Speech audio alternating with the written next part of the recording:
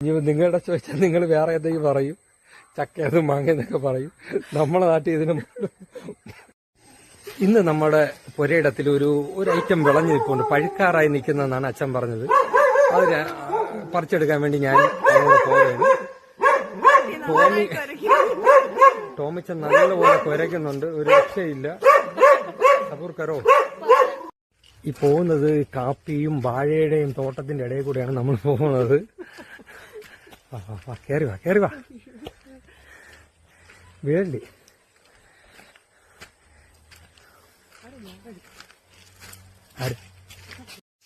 ഈ വാഴ ഇപ്പൊ ഇത് പൈനാപ്പിൾ നിൽക്കുന്നില്ലേ, ഇതിനടുത്ത് 2 പപ്പായ ഉണ്ടായിരുന്നു, അത് നിറച്ച് കിട്ടുമായിരുന്നു. ഇപ്പൊ ഒന്നും കിട്ടില്ല, മൂടോടെ പോയി. എങ്ങനെയാണ് അറിഞ്ഞൂടാ. നമുക്ക് ഇനി വേറെ ഒരെണ്ണം വെച്ച് പിടിപ്പിക്കേ. നമ്മളങ്ങനെ അത് സ്ഥലത്തെത്തി, യഥാർത്ഥ സ്പോട്ടിലെത്തി. ഇനി അടുത്ത അത് പറിച്ചതിന് ശേഷം വീഡിയോ കാണിക്കുക. ഇതാണ് നമ്മൾ തിരക്കി വന്ന ഐറ്റം. പഴുത്ത് നിൽക്കുകയാണ്. 1-2 അണ്ണാനും കടിച്ചോണ്ട് പോയി. നമ്മൾ ഇത് പറിക്കാനാണ് വന്നത്. പിന്നെ പറിച്ചെടുക്കട്ടെ.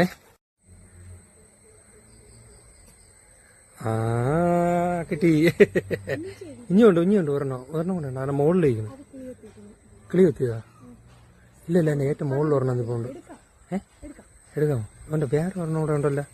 ആണ്ടാ അതാ അപ്പുറത്തേക്കണതാ. ചെറുതാ, വിളഞ്ഞതാണോ?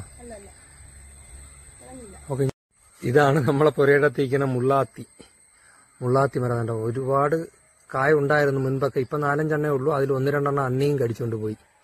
ഉള്ള 1-2 നമ്മൾ പറിച്ചെടുത്ത്. ഇതിന് നമ്മൾ മുള്ളാത്തി എന്നാണ് പറയുന്നത്. ഇനി നിങ്ങളുടെ ചോദിച്ചാൽ നിങ്ങൾ വേറെ എന്തെങ്കിലും പറയും, ചക്കയത് മാങ്ങയെന്നൊക്കെ പറയും. നമ്മളെ നാട്ടിൽ ഇതിന് മുള്ളാത്തി എന്ന് തന്നെ പറയണത്. ഇതിന്റെ പേര് മുള്ളാത്തി എന്നാണ് നമ്മൾ പറയുന്നത്. ഇനി നിങ്ങൾ എന്താണെന്ന് വെച്ചാൽ നിങ്ങൾ കമന്റ് ചെയ്യും.